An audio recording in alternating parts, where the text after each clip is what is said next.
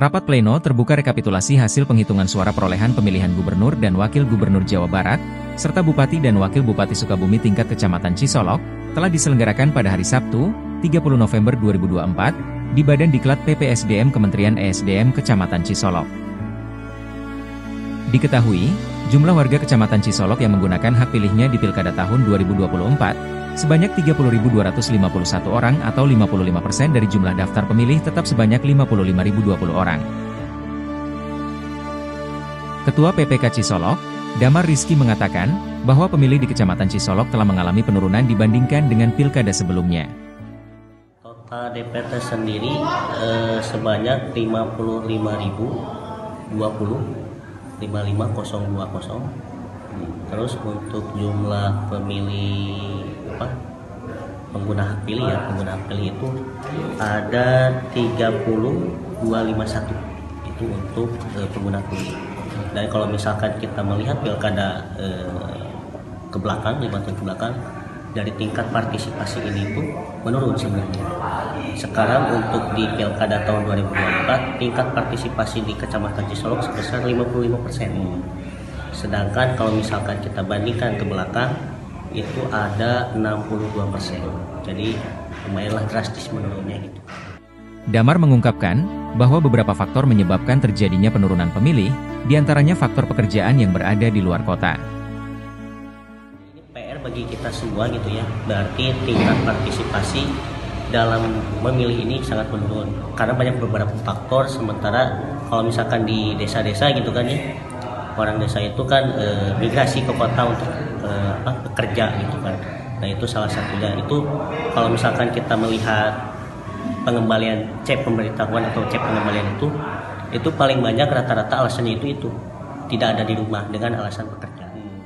Di sisi lain, Ketua Panwascam Cisolok, Syaiful Anwar, tidak menapik adanya penurunan jumlah warga yang menggunakan hak pilihnya.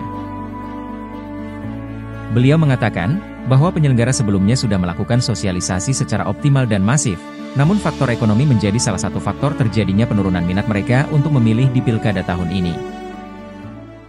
Hari ini partisipasinya itu Cisolok itu hanya sampai 55%.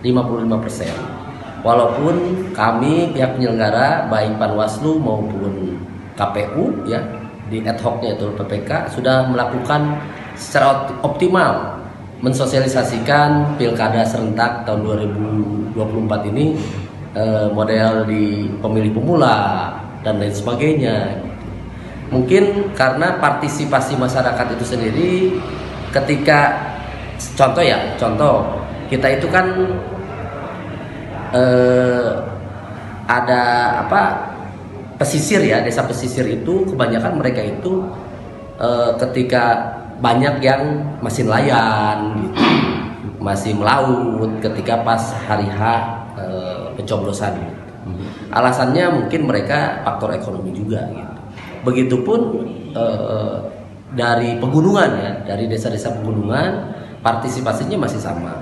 Mungkin mereka lebih kurang peduli terhadap pilkada itu sendiri, padahal pilkada itu mereka itu sangat butuh akan sosok pemimpin.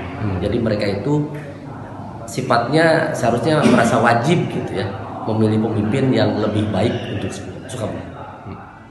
Selanjutnya, hasil pleno terbuka rekapitulasi suara di Kecamatan Cisolok menetapkan pasangan calon gubernur dan wakil gubernur Jawa Barat, Deddy Mulyadi Irwan Setiawan, sebagai paslon dengan perolehan suara terbanyak yakni 18.746, serta menetapkan paslon bupati dan wakil bupati Sukabumi, Asep Japar Andreas, sebagai paslon dengan perolehan suara terbanyak yakni 16.894. Dari Kabupaten Sukabumi, Muri, melaporkan.